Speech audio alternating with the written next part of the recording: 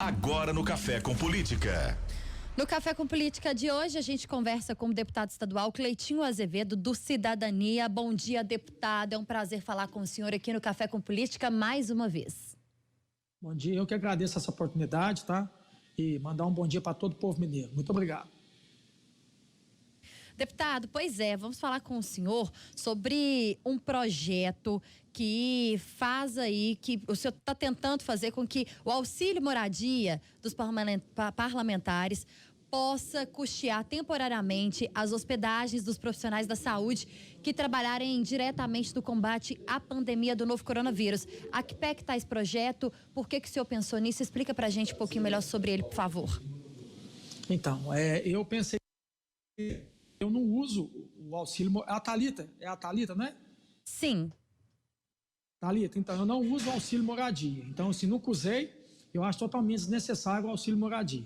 Eu acho que a gente já tem nosso próprio salário, então a gente pode custear a nossa moradia com o nosso próprio salário. Essa é a minha opinião, né? Eu acredito que lá na Assembleia, se eu não me engano, não são todos que usam auxílio moradia como eu. Então, é uma maneira de trazer economia para o Estado e reverter para quem realmente nesse momento está precisando, que são os profissionais da saúde. Então, eu acho muito justo. Eu até acho que deveria excluir o auxílio moradia dos deputados, tanto da Assembleia, tanto do Congresso, tanto do Senado. Não deveria existir auxílio moradia, até porque a gente já ganha muito bem e a gente pode custear do nosso próprio salário. Eu, particularmente, eu moro em Divinópolis, eu tenho como direito ter esse auxílio moradia, abrir mão dele, e o que eu faço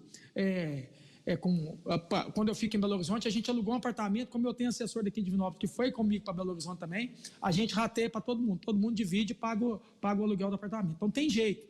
Então eu acho que é quase R$4.000 de auxílio moradia, que eu acho que deveria ser revertido para os profissionais da saúde nesse momento da pandemia, e assim que passar também, que a gente possa economizar, né? O ano passado, só de economizei R$1 milhão. Então, eu acho que dá para todo deputado fazer isso, respeitando cada deputado, né? Cada um tem seu mandato, mas está mostrando que tem jeito sim, para a gente devolver esse dinheiro para o Estado, porque o Estado vai passar um momento complicado, a receita do Estado vai diminuir, a arrecadação do Estado vai diminuir, e cabe a nós aqui, deputados, não só o Legislativo, como o Judiciário, como o Executivo, dar bom exemplo e economizar para devolver para a população. A medida certamente, deputado, seria uma sinalização interessante para as pessoas, para o poder público, de austeridade, de maior cuidado com o gasto público, enfim, muita coisa que a gente fala aqui no dia a dia, inclusive. Mas a gente sabe também, por outro lado, que convencer a casa a adotar esse tipo de medida talvez não seja uma tarefa das mais fáceis. O que o senhor vai usar para tentar convencer os pares do senhor, os seus colegas deputados, para aprovar essa medida? Então, eu estou usando a minha rede social, como eu já fiz uma postagem na rede social, mostrando para a população, né, pedindo à população para poder cobrar dos deputados que coloquem esse projeto em votação. Estou aqui fazendo essa entrevista com vocês aqui hoje, que espero que repercute dentro do estado de Minas Gerais inteiro, para a população também entender, gente, que ela é pagador de impostos, ela é o patrão, nós somos empregados. E pergunta para a população se ela quer pagar auxílio moradia para deputado. Ainda mais, já não queria quando não estava eu tenho certeza, antes mesmo da pandemia. Agora, com a pandemia, com um monte de pessoas desempregadas, com o Estado que vai arrecadar menos, a população está sem trabalhar, ela não está pagando imposto, ela quer continuar pagando imposto para dar auxílio moradia para deputado? Então essa pergunta. Eu que sou aqui o empregado, estou falando que eu não quero usar. Eu estou mostrando para a população mineira que eu não quero usar auxílio moradia. Então cabe à população mineira agora cobrar de cada deputado. Sabe, deputados, vamos colocar esse projeto em votação. Se quiser colocar, coloca amanhã para votar. Depende só dos deputados, depende das comissões, né? Eu estou aqui articulando, a gente tem até um grupo de deputados aqui, que eu mandei até o projeto, e alguns deputados falaram que é populismo. Então, assim, eu nunca vi isso. É populismo fazer o certo. Então, vou continuar fazendo populismo, porque eu estou fazendo o certo. Pois é, deputado, populismo, né? Alguns te acusam de populismo. Essa não é uma fala recente. Inclusive, quando o senhor esteve aqui pela última vez no Café com Política, te perguntamos sobre isso. Se a forma como o senhor faz a política, esse jeito mais popular que é colocado por pares do senhor aí na Assembleia como populismo, se ela não poderia te prejudicar. E durante a pandemia, a gente vê o senhor ativo aí nas redes sociais e entra agora com um projeto desse. O senhor não tem medo que isso possa te atrapalhar na vida política? Tem medo nenhum, sabe? Quem não deve, não teme. Eu não estou fazendo nada de errado desde quando eu entrei na Assembleia. É só o Ministério a Polícia Civil, a Polícia Federal querer investigar meu mandato, pode ficar à vontade de fazer isso. Então, assim, eu não estou fazendo nada de errado, o que eu tenho que temer? Eu não tenho que temer nada, pelo contrário, eu tenho que continuar fazendo o que eu faço. Porque eu saio de casa aqui, Thalita, eu vou em qualquer município de Minas Gerais hoje, as pessoas estão me dando apoio. Então, mostra que eu estou no caminho certo. Talvez para os políticos, eu possa estar sendo criticado para a classe política. Mas quanto mais eu ser criticado pela classe política, eu tenho certeza que eu estou no caminho certo. Então, não tem que temer nada. Sabe, eu até peço aqui o Ministério Público, a Polícia Federal, para poder investigar meu mandato, investigar de todos os políticos do Brasil, de todas as assembleias, Assembleia daqui de Minas Gerais, Assembleia de São Paulo, Assembleia do Rio, câmaras municipais. Quem não deve, não teme, então não tem que temer nada. Só para vocês terem a noção, na época que eu entrei, eu quis mostrar o quê? Eu quis mostrar a situação do Estado. Quando eu entrei, algumas pessoas, você falou sobre essa questão de populismo, eu até fiz uma entrevista aqui no início do meu mandato sobre a questão de morar lá na Assembleia. Mas aquele ato de eu mostrar que eu queria morar na Assembleia é só para mostrar que o político não precisa de auxílio moradia. Sabe, a estrutura que a Assembleia tem, um apartamento, lá hoje no meu gabinete da Assembleia é um apartamento extremamente luxuoso. Se realmente pudesse morar dentro desse apartamento lá da Assembleia, eu morava. Os deputados da Suécia, os deputados da Dinamarca, todos, da Noruega, todos fazem isso, sabe? Política é para servir. Então, naquele momento que eu fiz aquilo ali, é para mostrar que eu tenho que servir, eu não tenho que ser servido. Eu não tenho que ter uma verba indenizatória, que eu tenho que gastar comida com a verba indenizatória. 10 mil reais eu posso gastar. Você tá entendendo? Então, assim, o que eu estou querendo mostrar para a população mineira, para o povo brasileiro, que nós somos empregados. É conscientizar o eleitor. O eleitor é o patrão. Perguntar para ele se ele quer pagar para um deputado uma verba indenizatória de 10 mil reais de comida. Você está entendendo? 10 mil reais para alugar um carro. Eu mesmo estou indo no meu carro. Então, não tem necessidade dessa situação. Então, é isso que eu venho mostrando. Tem que usar, eu vou chegar num ponto. Você precisa de estrutura para trabalhar. Eu estou rodando o estado inteiro. Então, o que eu faço? A gasolina, a verba indenizatória, eu uso a verba indenizatória para gasolina, porque eu estou rodando o estado inteiro. Então, assim, o que eu uso da verba indenizatória é a favor do povo. É para contribuir para o povo, é para servir a população. Então, não precisa gastar tanto. Eu não estou falando que tem que zerar tudo, não. Então você não tem... Não. A verba indenizatória para algumas situações ela é importante, sim. Por exemplo, eu tenho um gabinete aqui em Divinópolis, que eu atendo a população aqui de segunda e sexta-feira, e atendo toda a região que é aqui perto de Divinópolis, que não consegue ir em Belo Horizonte. Então, a verba indenizatória paga esse gabinete aqui para mim. Então, só que eu estou usando para a população. Então, é isso que eu falo. Ter responsabilidade com o dinheiro da população, ter consciência. Então, é isso que eu venho fazendo desde quando eu entrei. Peraí, eu peguei um estado quebrado. Todo mundo falando que o estado está quebrado. O salário do servidor, Thalita, está atrasado. Não eu entro no primeiro dia do meu mandato e cai na minha conta um auxílio paletó no valor de 18 mil reais. É justo um político que nem trabalhou, eu nem trabalhei, porque o trabalhador comum, ele trabalha e começa o primeiro mês dele de janeiro, ele vai receber só no início de fevereiro. Por quê? Ele trabalhou o mês de janeiro para receber em fevereiro. Eu nem trabalhei, caiu na minha conta um auxílio paletó. Então, assim, a gente tem que acabar com isso. Se o Estado está quebrado, os primeiros a dar bom exemplo é o governador, é o judiciário, é os deputados, é nós que somos representando o povo que tem que dar bom exemplo.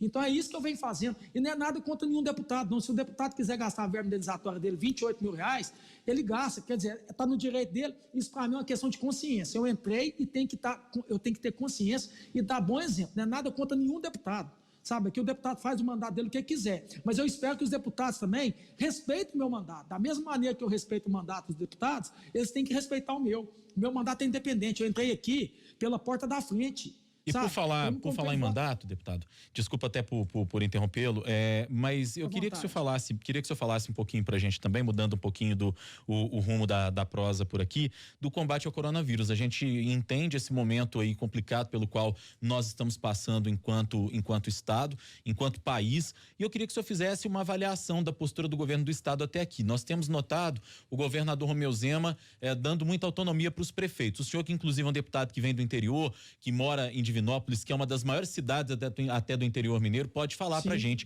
como é que o senhor avalia essa política que tem sido adotada pelo governador até aqui, de dar uma autonomia para os prefeitos no que diz respeito ao isolamento social, à flexibilização do funcionamento do comércio. Como é que o senhor tem visto isso, em especial na sua região, que é o centro-oeste de Minas?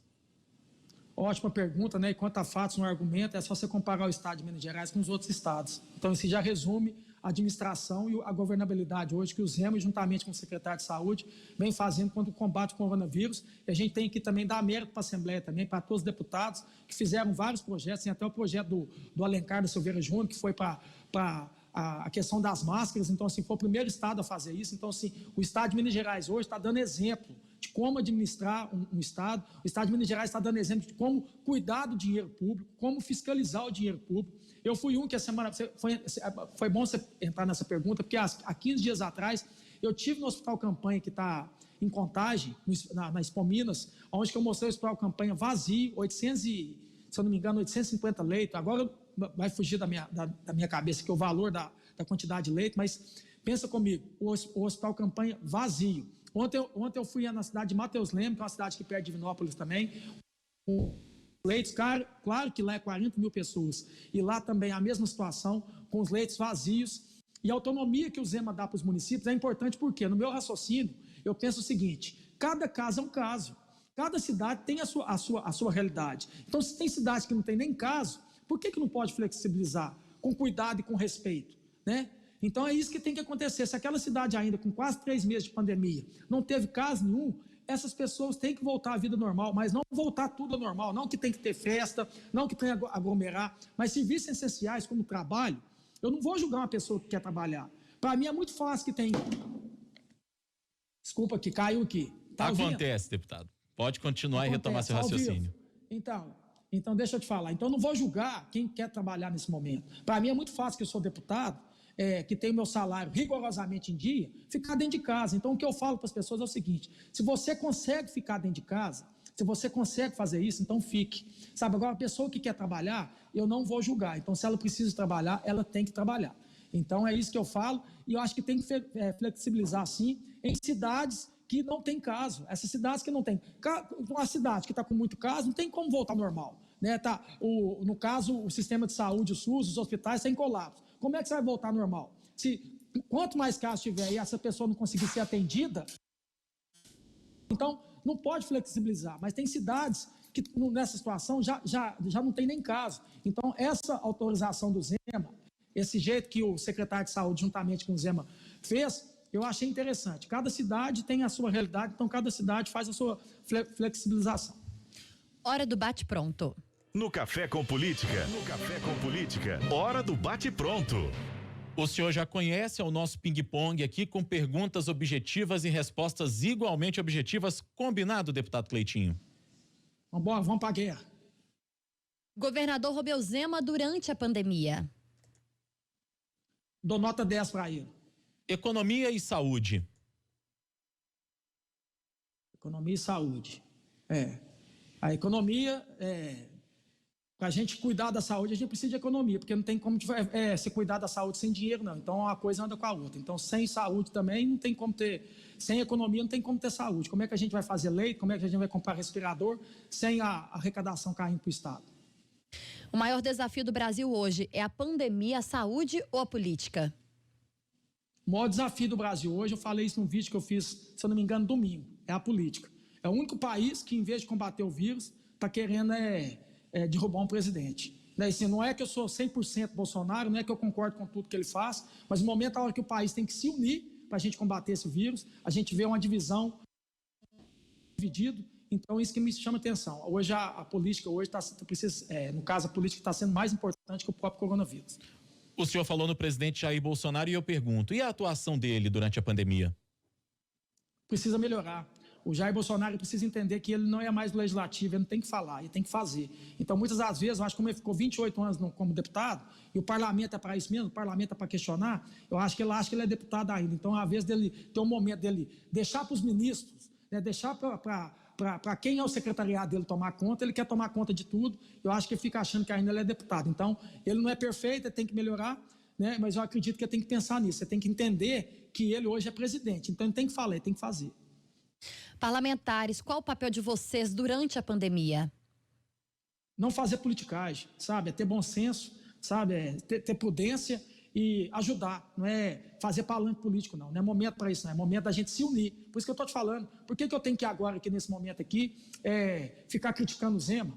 E se eu tivesse no lugar dele? E se vocês que estão me entrevistando tivessem no lugar dele? Que decisão que estava tomando? Essa pandemia, ela não tem a forma exata de lidar com ela, não. Então, não adianta um ser humano ficar julgando o outro, não. É momento agora da gente se unir. Por isso que eu quero unir, e sempre que o Zema errar, eu estou aqui para questionar, até porque eu sou fiscalizador dele. Mas quando ela acertar, agora se unir e fazer o melhor para Minas Gerais. Cleitinho, candidato a prefeito de Divinópolis neste ano? Ainda não decidi ainda, até porque quando a gente foi tomar essa decisão, veio a pandemia, né? E eu tô pensando aqui ainda, isso é uma decisão minha particular, é do meu coração para me tomar a decisão. Mas isso aí também é a população que manda. Se a população mandar eu ficar como deputado, eu vou continuar como deputado. Se a população achar que eu tenho que ser prefeito, eu já estou à disposição também. Mas a gente vai decidir isso aqui mais breve possível, até o mês que vem, a gente deve tomar essa decisão. Deputado estadual Cleitinho Azevedo, do Cidadania, nosso convidado de hoje aqui no Café com Política. Quero agradecer sua participação, foi um prazer ouvi-lo mais uma vez, deputado. Até a próxima. Eu que agradeço, meu mandato está sempre à disposição.